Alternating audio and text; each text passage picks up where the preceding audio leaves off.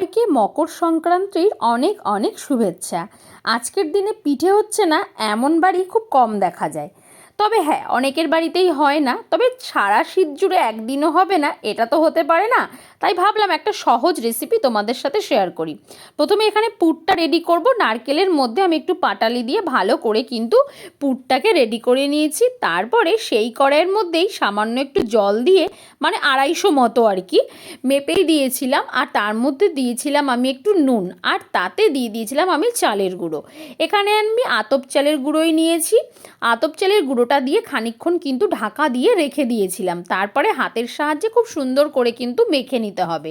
খুব বেশি পাতলা, নরম বা শক্ত এরকম করলে চলবে না, একটা মোটামুটি ডো রেডি করতে হবে। তারপরে দেখো একদম পুলি পিঠের শেপে কিন্তু আমি রেডি করে নিয়েছিলাম। এখানে আমি 2 রকম ডিজাইন করেছি, তোমাদের যেমন ইচ্ছা তেমনই করতে পারো।